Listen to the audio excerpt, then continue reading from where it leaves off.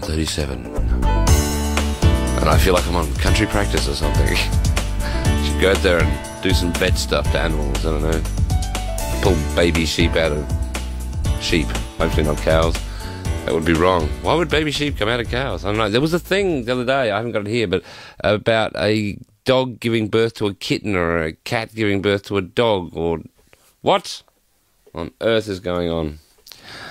Aaron, how are you? The ever-patient Aaron. I'm good. How did you manage to pull a country practice out of nowhere? I'd seen reruns on Channel 7 recently of the best of, and that was one of them. And I just thought, why would you pull that out of nowhere? The music. It was just the music. But was it the best of? Was it enjoyable? Well, I didn't watch it. I just saw shorts for it. So there you go. Well, I remember country practice. I'm 29 years old, so I grew up with all that sorts of stuff. Oh, yeah. Bill Cosby show and that and whatnot. So. Yes. Isn't it quite funny? Interesting. Well, don't you think it's funny sometimes when you look back at these shows that you They were actually talented back then. Yes. You watch some of the stuff now on TV and you go, what the hell? Wait, it's not talent, it's just money that's been thrown at a producer. And you think, why are you even on TV? I don't care about you. Why are you on TV? You cannot act. Why are you on TV? That's what I think. I think a lot of those olden day shows, as you'd call them now, they could actually act. They knew their lines. They practiced. They made a difference. Nowadays, you look at TV, you just flick over to the next channel. Pretty much. I can't stand reality TV, but that's me. But it's everywhere. There's almost no escaping. If you live in my house, there's no escaping. No, well, that's it. Yeah. I don't even bother with TV anymore. If I want to watch a movie, I'll buy a movie. I just, unless it's the news. If I want to watch the news, that's fine. But, yeah, I don't really bother with reality TV anymore. With old television, there was a show called Doctor at Large. I don't know if you ever remember that. I don't remember that. No, that's a pretty old show. And I stumbled across an episode or two which was so old that it was clearly shot in the studio with cameras that couldn't zoom. Yeah. And black and white. And it was so anciently old. And I thought, I'll watch this for a laugh. You know what I mean? See, I know. I remember Prisoner. Yep. Like late at night and whatnot. And, yeah, just like even Rage, like ABC's Rage in the mornings. Like they used to do a top 50. They don't do it anymore, but it used to be good. It used to be talented acts on TV. It used to be people who do their own music. And nowadays, it's just all studio-produced crap. Well, this Doctor at Large that I watched was brilliantly written. It was hysterically funny. And for something that old, it shouldn't have been funny. Yeah. And it was really good. And the weirdest part about the whole thing was, do you remember a show called The Goodies? Yes. And the young ones. Yeah. Awesome. Right at the end of this Doctor at Large came up the writers' names, and it was Bill Oddie and Graham from The Goodies. Yeah. So The Goodies actually wrote this thing before they became The Goodies. And you just go, what? What? How did that happen? I'm confused and scared. Yeah, no, it's funny when you get the cross-genre directing. That's quite interesting. Well, it shows how all incestuous the BBC clearly is. Yeah. Oh, I can tell you right now, I'm not interested in the royal wedding whatsoever. I've had it. Make your own royal babies on the Adelaide Now website. I mean, God, what's that coming to? Oh, my goodness. I don't care. I don't know them. I don't care.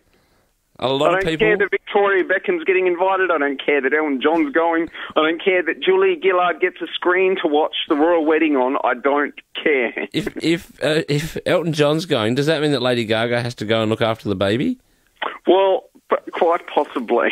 Because she's now How did that connection happen? How did Gaga end up with I don't know. Elton John? I'm so confused and scared. I guess it's where your status is in life that gets you an invitation at the royal wedding these days. Clearly. It doesn't matter if you're General Flo Jo in England. That's probably why Bob Francis isn't here at the moment. He's probably headed over for the royal wedding. Well, yeah. I love Bob, but yeah, I think he's taking a trip to the royal wedding. Actually, I think it would be very funny to have Bob at the royal wedding because he'd tell it like it was. I think he'd liven it up on Hollywood. He's got such a boisterous personality. I think it's fantastic. I think he would do quite well at a royal wedding. I think we should organise this. I think we should get on to management and have a petition. Exactly. Get Bob to the wedding. Get Bob to the wedding. That Kicking and screaming on the aeroplane. I'm not going. No, I mean, like, save the farmers. Okay, that's good for Australia, but get Bob to the royal wedding. Go for it. Just go for it. What I wanted to talk to you, Sean, about... Yes, sorry. All right, we're getting a bit serious here now. Yes. So what I wanted to talk to you about was the eating disorder unit at Flinders Medical Centre, the Ward 4G stuff that's going on. All right, we haven't heard boo about this. I'll just run your viewers through it because I know you get viewers that just come on and they don't understand what's going on, so I'll say it for the record.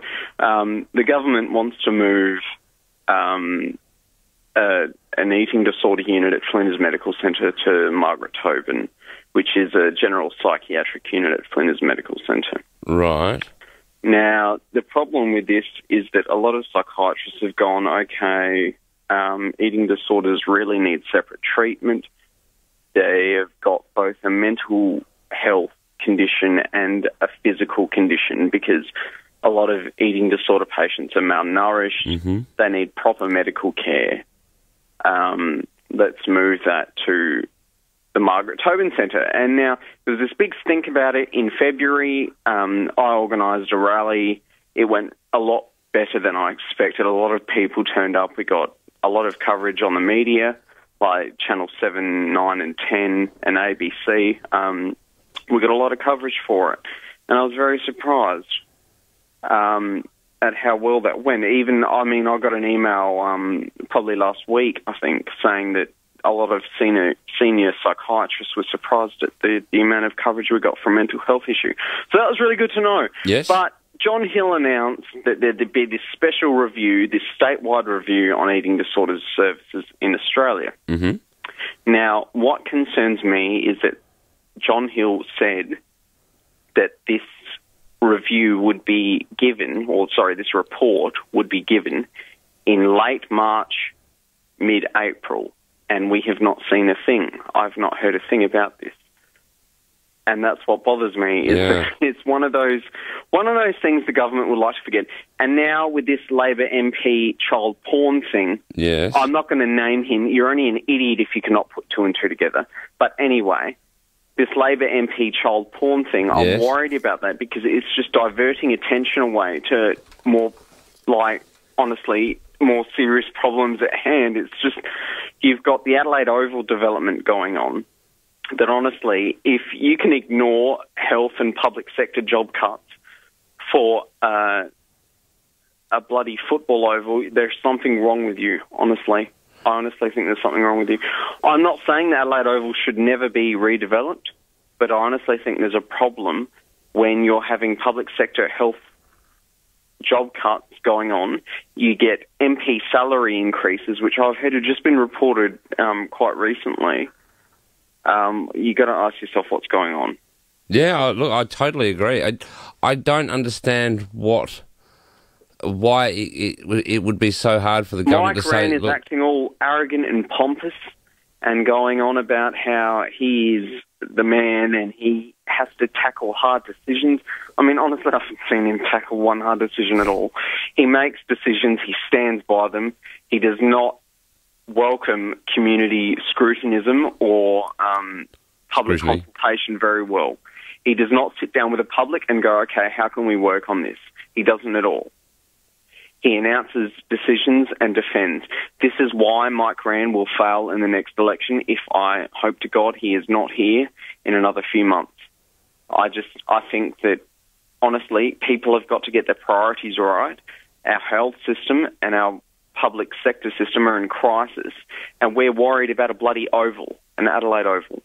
$545 million or whatever it is. I don't understand how you can spend that amount of money on football and something that I'll never take my daughter to. I would never take my daughter to that. I don't have the money to do that. I'd never just go to my daughter, hey, do you want to go to a game? Yeah, why not? I'd never do that. I couldn't afford it.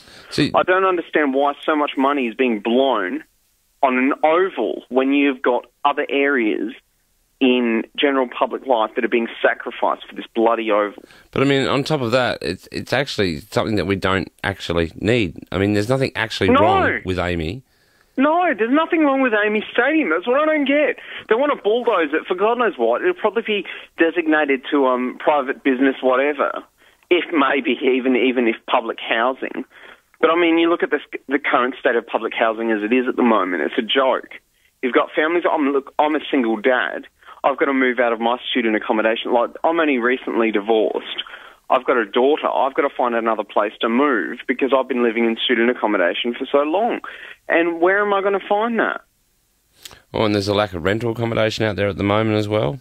Exactly. I mean, if I want to buy a house on my salary, good luck. I'm a trainee. I couldn't buy a house on my wage, no way. Let alone rent. I mean, renting. I'm probably looking at about $250 like a week at best, trying to find somewhere with a 2-bedroom place. Like, I've got a daughter to look after. Plus, I've got to work full time. I mean, childcare, this is things that people don't think about. And this is what amazes me about the rental market is these landlords are going, oh yeah, great, we're raking it in. But you've got these people out there that are genuinely suffering.